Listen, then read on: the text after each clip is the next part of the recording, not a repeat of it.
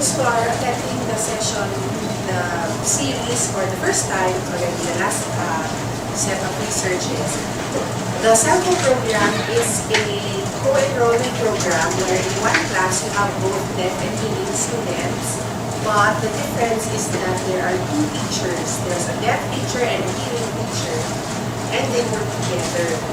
So the deaf teacher teaches both hearing and deaf students, and the hearing teacher also teaches both the hearing and the deaf students. So it's not, the deaf teacher there is not a language assistant, but it's actually part of the learning process. So one of the presenters that we listened to was, I'm not sure kung Dr. siya or Professor Chris Yu, and he presented on the social integration of deaf and hearing students in the SLCO program. So just a background, he was explaining that inclusive deaf education has become a global trend, meaning mainstreaming in general, or including deaf persons in what used to be predominantly hearing programs is now what's happening. But one crucial question that they had regarding the mainstreaming of our deaf students with hearing students was, can social integration between the deaf and hearing students be achieved? So the question you might ask, first, what is social integration? His definition comes in three parts. First is social interaction. Are they able to interact with each other? The second is social relationships. Are relationships formed? So it's not just about being acquaintances, but actually having friendships. And then third is social acceptance. Are they really accepted by their peers? So he talked about the prior research that there was already on social in mainstream settings. So according to prior research, deaf students in mainstream settings limited social interactions with hearing peers. Also, not socially accepted in school. Also, unable to build social relationships with their peers. This is what it says in the literature.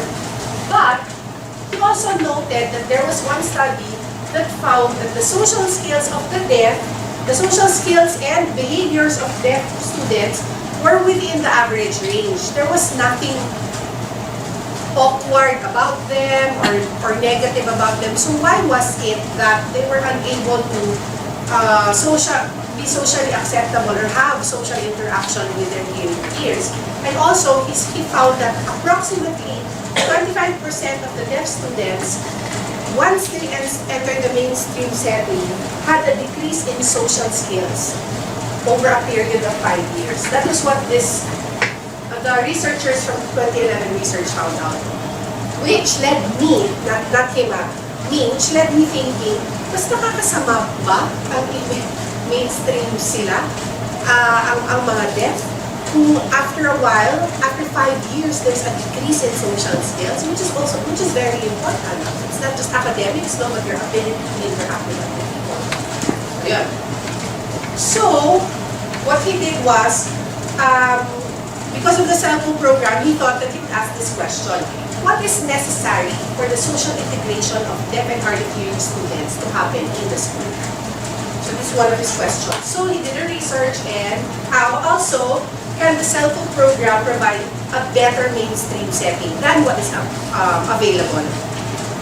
So this is in Hong Kong, take note.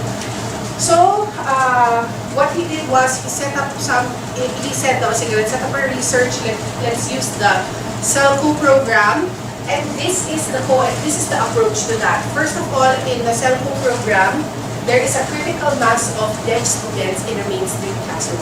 So it's not just 1 or 2. So in one classroom, there are 16.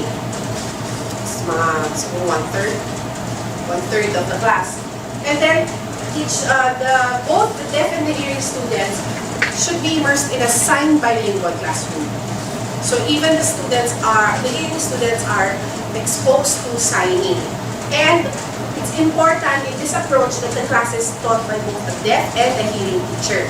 So ito yung approach na gusto niyang tignan. And these were his research questions. First, do deaf and hearing students in the program have positive social acceptance with each other? Do the deaf students accept the hearing? Do the hearing accept the deaf? Do deaf, do deaf or hard of hearing students show equal acceptance of each other, or do they show preferential relationships to other groups? So if you're a deaf person, do you have an equal relationship with your deaf and hearing classmates? If you're hearing, do you accept your hearing and deaf classmates equally? So no favoritism, in other words. And do deaf and hard of hearing students have bilateral social relationships with their deaf and hard of hearing peers? So ano ibig sabihin ng bilateral social relationships? I like you and you like me. Hindi siya one-way street. So, the fourth question was, is the duration of the experience a factor? Kasi some of the students have been there for 2 years, some as long as 6 years. So is the duration of their experience in the co-enrollment program a factor that affects their social acceptance of one another? And so kung mas matagal ka, mas nag-a-accept ka ba? Mas acceptable ka? Mas accepting ka? Or if you have a shorter time, are you less accepting and less acceptable to your peers? And the last question is, are the attitudes of deaf and hard of hearing students towards their own deafness, or the attitudes of their hearing students towards the deaf peer factor affecting the peer ratings? So, does attitude play a factor? So, nag-experiment siya. So, na-experiment niya. He took 16 students of the deaf and hard of hearing from primary 4, 5, and 6. So, that's grades 4, 5, and 6. And all those 16 students have been enrolled in the SLCO program from primary 1. So, these students have had 4 to 6 years of exposure to the program. He also took 65 hearing students from co-enrollment classes. Now, the 65 students, some of them have been enrolled in there since grade 1. The others have been transferred out, transferred in. So, yung shortest span of experience is 2 years and the longest is 6 for the hearing. For the deaf, 4 to 6. Okay? And that way, what he did was, he gave out peer ratings to those students, the deaf and the hearing students. Ganito yung itsura ng rating niya. So he has a question, do you like to play with this classmate? And then he had the names of all the classmates listed. All the classmates that he worked with. Now, I'm sure 65 plus 16. 65, 71, 81, teacher. So 81, I'm sure those 81 students did not belong to one class. Divided yan, I think, into 3 classes, spread over 3 classes. So, sabihin mo nang in one class, there were 20 students. Example lang, there are 20 students in one class. A student will rate 20 times. So, sabihin niya, do I like to play with John? Do I like to play with Peter? Do I like to play with Giselle? With May? With Tina? With Lisel? With Jerome? Ganon yung gagawin niya. And then same for the next, na do I like to study with this classmate? Kasi this researcher tried to see if the social interaction inside the classroom and while they were playing. So, he did a lot of things. If you're interested in the process, you come to me. I'll give you a copy of the PowerPoint. But basically, let me just share with you ano yung sagot dun sa mga tanong niya. Okay? Tingnan natin. So first, do deaf and hard of hearing students in the program have positive social acceptance of each other? Yes. They have a high acceptance among each other. As compared to those not in the program, ha? So, ibig sabihin nun, deaf students have a high acceptance of their hearing classmates and their fellow deaf classmates. And their hearing classmates also have a high acceptance of their deaf classmates. The second question, do deaf or hearing students show equal acceptance of each other, or do they prefer one group over another? Yes and no. Because hearing students had no preferential judgment. Equal ang kanilang acceptance of their deaf and hearing peers. But the deaf students showed a preference for their deaf peers. Statistically significantly nakalagay, they preferred their deaf peers over their hearing peers. Okay, third question is, do the deaf and hard of hearing students have a bilateral social relationship with their deaf or hearing peers? Again, I like you and you like me. That's what it means. So yes, overall, a great majority of the deaf students had bilateral social relationships with their peers. Their peers like them, and they also like their peers, whether deaf or hard of hearing. The fourth question is the duration of the experience a factor affecting students' social acceptance with one another? So it's a no and a yes. No significant correlation was found between the years of the experience and the ratings of the deaf by the deaf. So whether the deaf have been in the program for 4 years to 6 years, ako na deaf, when I rate you, no significant correlation. But deaf students with longer experience in the co-enrollment program had a higher degree of social acceptance by their hearing peers. So kung deaf to deaf ang nag-evaluate, no difference. Hearing to deaf, the longer the deaf person has been in that program, the higher the acceptance level. And the last, are the attitudes of BHH students towards their own deafness a factor affecting the peer ratings? Yes. Actually, it's complicated. I had to remember this was a long question, so dinivide ko siya into two. Yes, the more positive attitude of the deaf and hard of hearing students had towards their own deafness, the higher they rated other deaf students.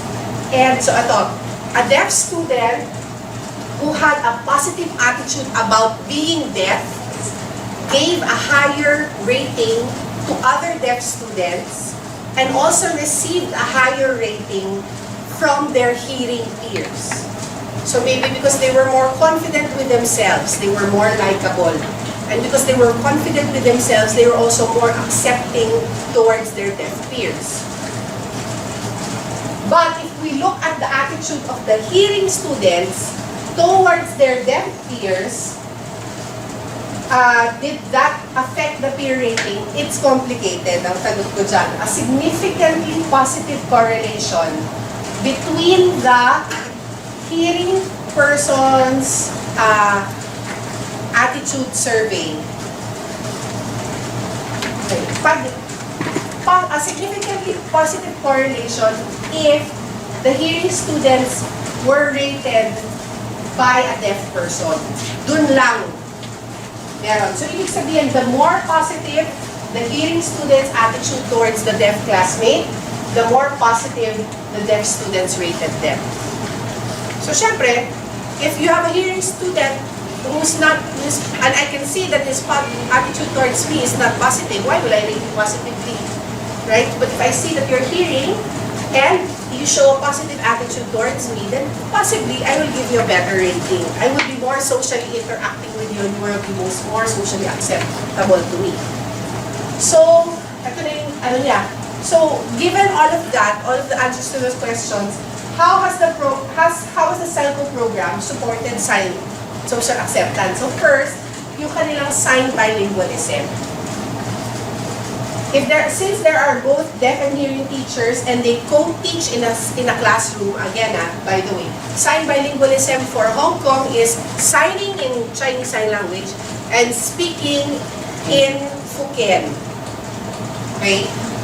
Kailangan oral sila kasi that's part of the law, their government. So, having deaf and hearing teachers who teach, who help each other, teaching both the sign and the spoken language in the classroom, having two languages help build the social relationships. Okay? So a deaf person and a hearing classmate, pag pareho silang marunong mag-sign, it helps. But in the event that sometimes the hearing person doesn't know how to sign this because the deaf person is also oral, then that picks up kung ano yung nadadrop nila siguro. So they have a better social relationship. The deaf teacher is also a good social model. If they see the deaf and hearing teachers interacting, how they interact, sila as students, they know how to interact with the hearing teacher also, as emulated by the deaf and hearing teacher. Also, the presence of a deaf teacher helps develop a positive attitude towards sign language. And then co-teaching demonstrates how a deaf person is relating to a hearing person also. So role modeling again. And then lastly, co-enrollment. Having more students, more deaf students in a class, not just the one or two that we usually have. So deaf or hard of hearing students, they get mutual support from their other deaf peers. They don't feel isolated. And also, the co-enrollment program provides opportunity and environment where they can have a relation or build relationships with their hearing peers. So, what are my thoughts on this? I'm not.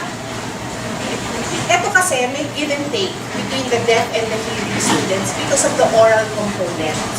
I'm not sure if such a program will work for us because when we bring our hearing students in, talagang you have to learn sign. Diba? It's having to learn sign. But I think that's I think it's a good program. It has potential. We can see how we can tweak it for the Philippine setting, but I think it has potential. Kasi can you imagine how many potential interpreters you will have if from grade 1 you expose them to deaf classmates, and it's not like what we have now. Now the deaf are there, they have their own interpreter, they have their own corner of the classroom. But a real interaction in the class between the deaf and hearing students and having an adult role model. Kasi ganun din na nakikita ko, it's important for hearing kids, want them to work with the deaf, to have deaf adult role models also so that they are encouraged, they are inspired to eventually work with them and service providers by the